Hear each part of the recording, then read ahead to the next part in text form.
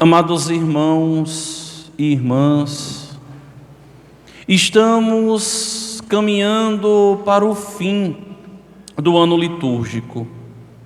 Já estamos na 30ª semana do tempo comum. Mais 4 semanas e a Igreja encerrará mais um ciclo da nossa fé. Mais um ano litúrgico que chegará ao fim, que chegará ao seu término. E mais uma vez, se daqui até lá o Senhor não voltar, haveremos de começar de novo toda uma caminhada amorosa de abertura do nosso coração, de escuta incessante da palavra de Deus que nos burila, que vai nos lapidando e vai nos preenchendo e nos fazendo descobrir a razão pela qual Deus nos criou e o sentido da vida que nós temos como um dom de Deus. E a Mãe Igreja, mais uma vez, haverá de nos catequizar, para que quando chegue o término do curso de nossas vidas, nós possamos estar preparados, com o coração totalmente purificado, para contemplarmos Deus em sua grandiosidade, em sua beleza. Vejam que a liturgia que hoje nós celebramos, ela começou na semana passada, quando os fariseus, quando os partidários de Herodes vão ao encontro do Senhor para tentar armar algo que pudesse prendê-lo.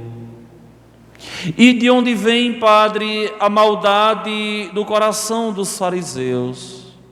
De onde vem a maldade do coração dos partidários de Herodes, de querer fazer isso com o Senhor da vida? A maldade vem justamente da falta de humildade. Eles não foram humildes para reconhecerem que estavam errando. E minha gente, olhe, muitos de nós agimos assim. Quantas pessoas se acham as donas da razão, que querem conduzir a própria vida do seu modo, do seu jeito, e depois caem em uma vida sem norte, num esvaziamento total. Quantas e quantas pessoas estão vagando pelo mundo sem viver na totalidade da vida que Deus nos deu? E aqueles homens estavam assim.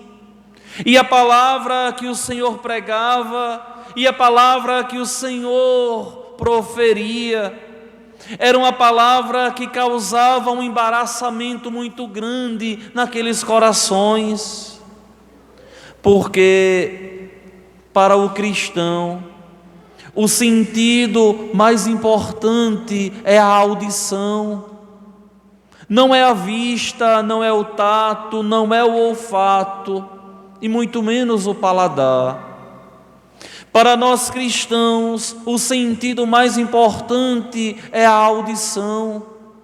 O cristão deve ter uma audição aguçada para poder romper a surdez na escuta da palavra. A palavra que tem esse poder, como que uma flecha, a abrir o nosso coração e nos fazer aos pouquinhos enxergar a vida com um olhar diferente, e nos fazer aos pouquinhos enxergar a vida com um olhar totalmente diferente. Mas para isso é preciso escutar. Mas para isso é preciso de verdade pedir ao Espírito Santo de Deus que nos mostre o caminho que nós devemos seguir, que nos mude, que venha de verdade nos transformar, não naquilo que nós queremos ser, ou naquilo que nós pensamos que somos, mas que venha nos transformar naquilo que Deus um dia ao nos criar, nos pensou e nos fortaleceu para que assim vivêssemos. Quando nós olhamos o cristão hoje, nós vemos que muitos cristãos não são mais aquela obra de arte que Deus nos criou. Observem que nós somos únicos. Não existe uma repetição. Vejam que somos únicos, porque somos feitos de um modo artesanal por Deus. Não existe nunca outro Padre Washington. Existe alguém melhor, existe alguém pior, mas eu sou único. Você é único. E por quê? Porque Deus não nos criou como uma massa em sequência, não. Todos nós somos criaturas criadas por Deus de um modo único, irrepetível. É por isso que ninguém encontra o sentido da vida senão naquele que nos criou e nos entende como ninguém nos entende. Ninguém te entende como Deus. Ninguém me entende como Deus. Ninguém. Por quê? Porque quem nos conhece é aquele que nos criou. E aqueles homens ali, ao fecharem o coração, perderam a oportunidade de viverem intensamente, profundamente a vida como Deus nos deu. Como pode eles rechaçarem Jesus, um homem que exalava amor, um homem que de verdade cativava pela compreensão de entender o maior pecador e transformá-lo em alguém importante. É essa a humanidade de Cristo, é essa a humanidade de nosso Senhor, de entender o homem, que nos atrai verdadeiramente a Ele. Porque quanto mais dele nós nos aproximamos, nós vemos que nada somos. Aqueles fariseus, ao se fecharem à graça de Deus, perderam a grande oportunidade de descobrirem o sentido da vida. E esse é o primeiro apelo que eu faço hoje nessa igreja matriz. Meu irmão, minha irmã, não se feche à graça de Deus. Se abra à graça de Deus. Se deixe fascinar pelo Senhor. Se deixem de verdade serem burilados por Ele. Porque Ele vai nos mexendo, Ele vai ali dentro nos cutucando, para que nós voltemos a ser aquilo que Ele um dia pensou com o Pai e o Espírito Santo. Não podemos ser caricaturas, não podemos de modo algum ser carrancas. Temos que ser verdadeiramente essa obra de arte que Deus nos deu. E vocês têm sim uma oportunidade de todos os dias crescerem na fé. Tem uma oportunidade de semanalmente escutarem a palavra de Deus com dignidade e com propriedade.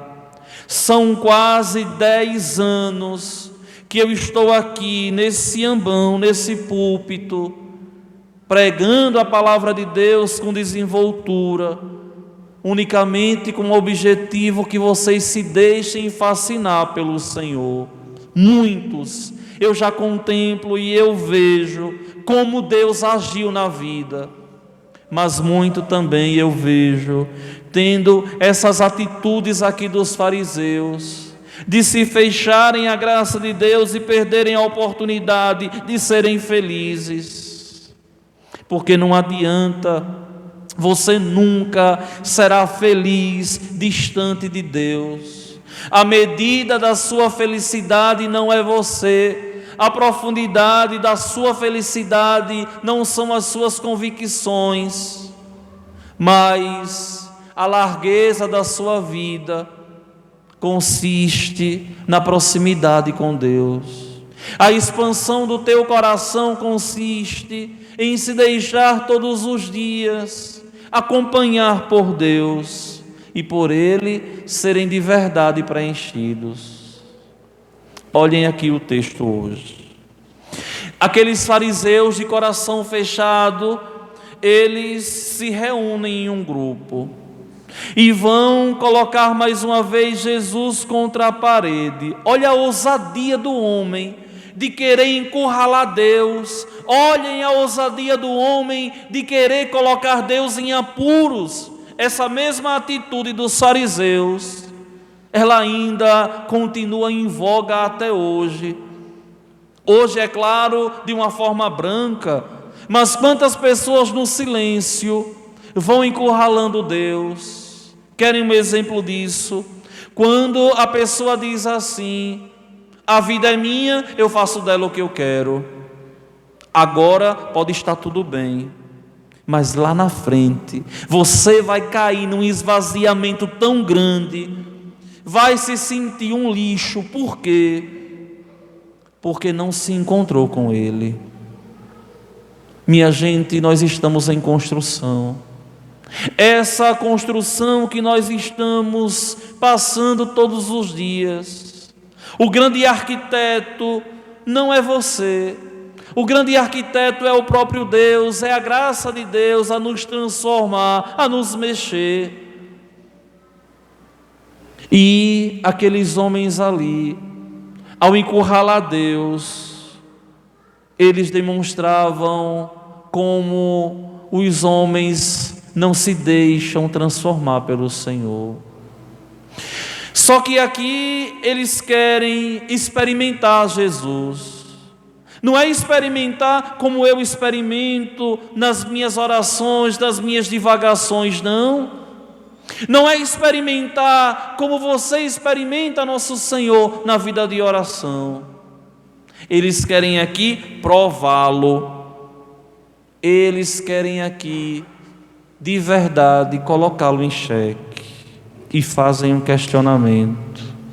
Não se contentaram com aquela resposta sábia de nosso Senhor na semana passada, quando perguntavam ao Senhor: mestre, é lícito ou não pagar o imposto a César? E eu falava para vocês, se Jesus dissesse pague, eles diziam: esse homem não é o Messias. Se nosso Senhor dissesse não pague, eles diziam ao Império Romano: manda prendê-lo, porque ele quer suscitar uma revolta no povo, vamos calá-lo. Não se contentaram com aquela resposta. E agora, voltando para a religiosidade, eles perguntam a Jesus uma pergunta totalmente imbecil, porque todo judeu sabia o que era o Shema Israel. Todo judeu tinha conhecimento de qual era o primeiro mandamento. Essa pergunta aqui, me desculpem essa expressão agressiva, uma pergunta imbecil, mas é a mesma coisa de alguém chegar para um católico e dizer assim: qual foi a oração que Jesus ensinou? Você conhece o Pai Nosso? Todo mundo conhece. Conhece o Pai Nosso os crentes que creem em Deus de verdade, que estão nos bancos da igreja, mas conhecem também o Pai Nosso aqueles que são fajutas e que vivem uma fé de nome lá fora, que não tem compromisso com o Evangelho. Todos conhecem o Pai Nosso. É a mesma coisa. E aqui eles perguntam a Jesus: qual é o maior mandamento da lei? E vejam que Jesus não se faz de rogado. Jesus, sem cerimônias nenhuma, responde: mas é isso que vocês querem me perguntar? Claro que nosso Senhor pensava assim, e deve ter respondido aqui com uma simplicidade tão grande, de dizer: agora vai ser diferente. E o Senhor responde: amarás o Senhor teu Deus de todo o teu coração, de toda a tua alma e de todo o teu entendimento. Eles já sabiam, eles conheciam isso aqui.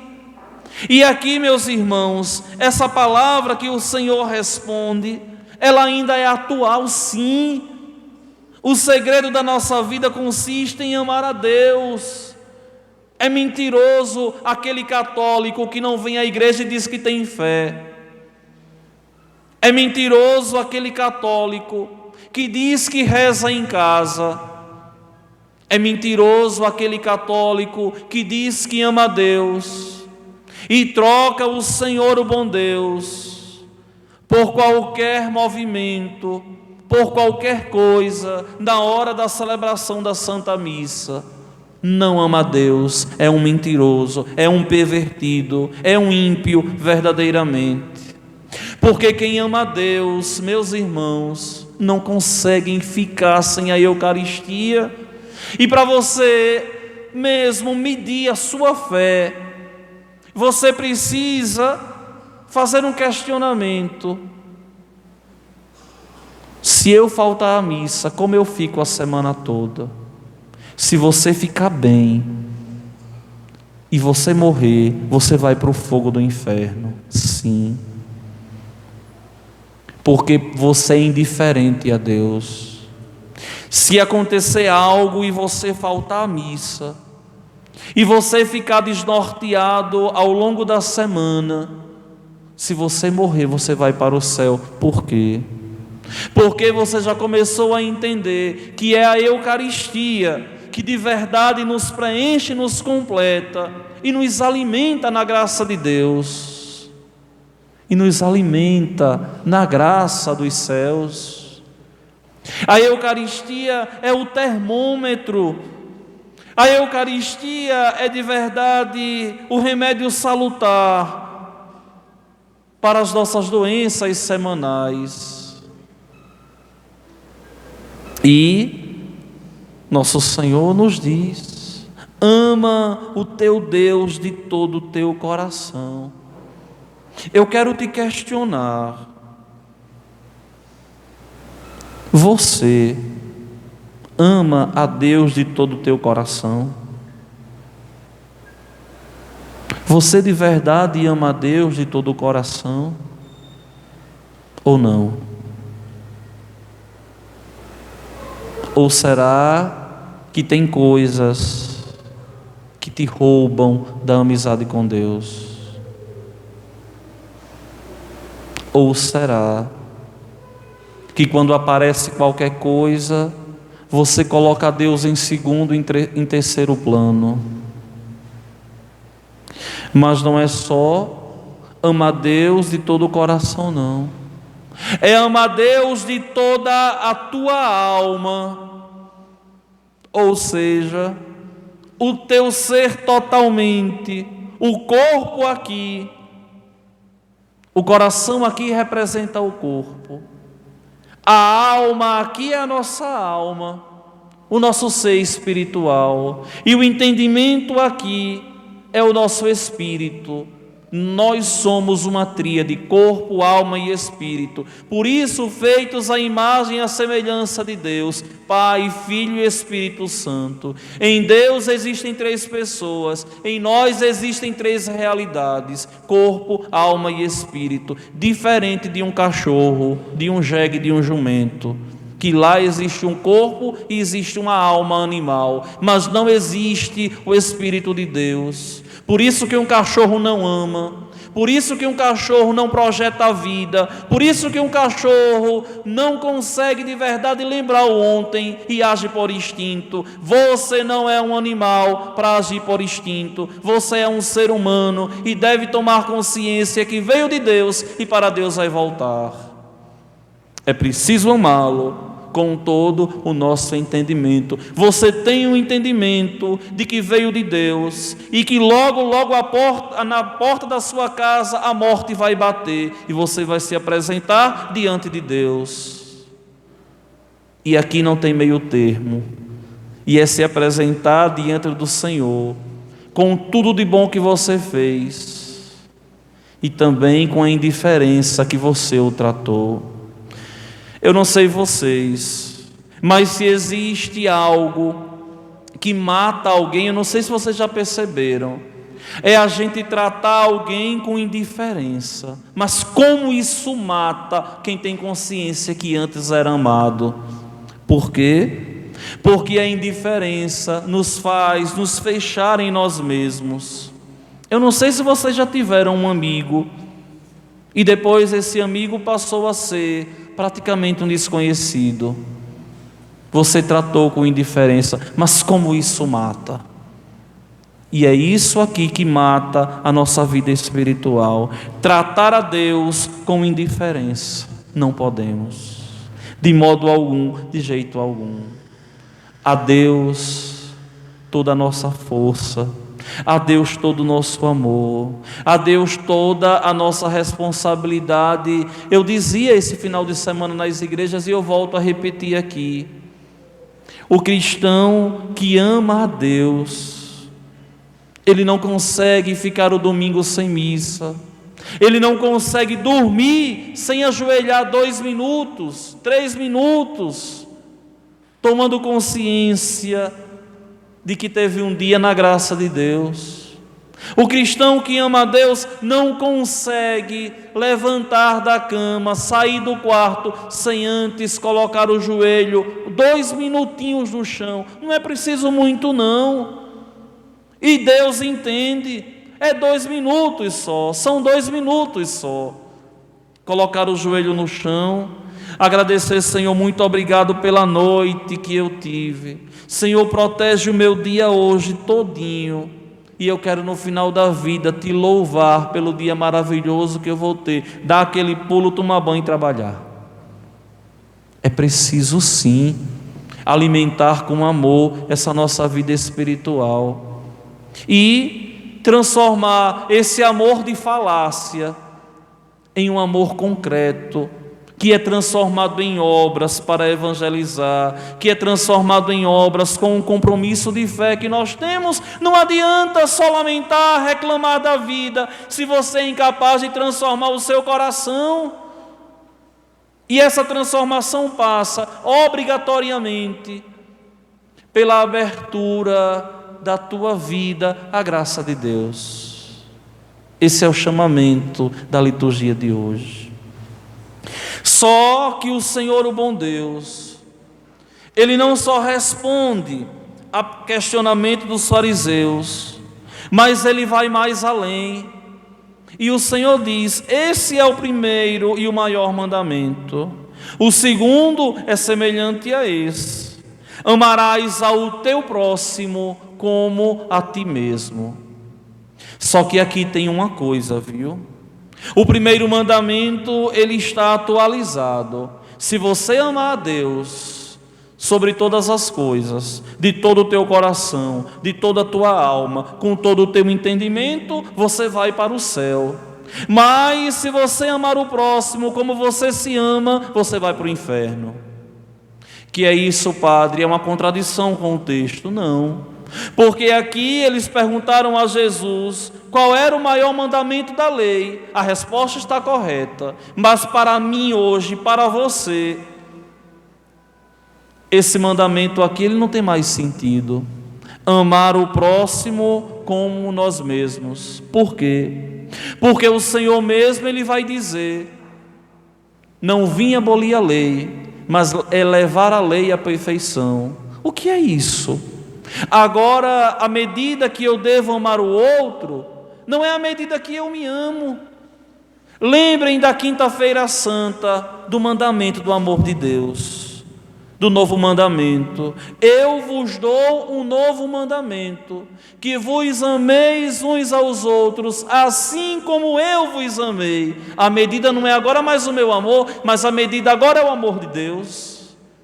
É preciso que nós nos amemos com o amor dele, não com o amor que eu tenho por mim, porque tem gente que nem se ama, tem gente que não se ama, tem gente que se engana o tempo todo e passa muitas vezes por coisas na vida porque não se ama, é incapaz de amar o outro e de se amar, e é incapaz de se amar e amar o outro. E a medida aqui do amor que nós devemos ter é ele. Amar como Cristo amou. Eu vos dou um novo mandamento, que vos ameis uns aos outros, assim como eu vos amei. Esse mandamento aqui, ele cai por terra. O mandamento agora é amar o outro como Cristo amou. E que amor foi esse, Padre? Um amor ao extremo. Eu entrava olhando para essa cruz, que eu tenho tanto amor por ela, porque são quase 4 missas que eu celebrei na minha vida, mas mais da metade delas foi celebrada aqui, aos pés da majestade dessa cruz, que me ajudou e me ajuda tanto a crescer na amizade com Deus. A medida do nosso amor é esse aqui, é esse amor apaixonado, nessa entrega total pelo outro. Essa cruz aqui não é uma decoração de altar, não. Essa cruz aqui é para te lembrar que você deve amar o outro como Cristo amou, que você deve se amar como Cristo te amou, que você deve ser no mundo sinal desse amor de Deus.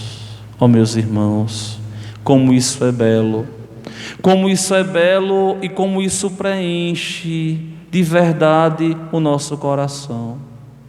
Eu exorto vocês a saírem da igreja hoje com esse coração todo agradecido ao Senhor, o bom Deus.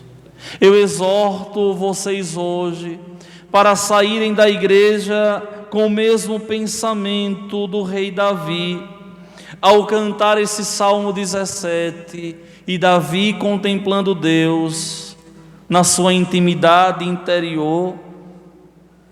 Davi reza esse salmo, que é uma oração tão grande do amor apaixonado de Deus. Olha que coisa.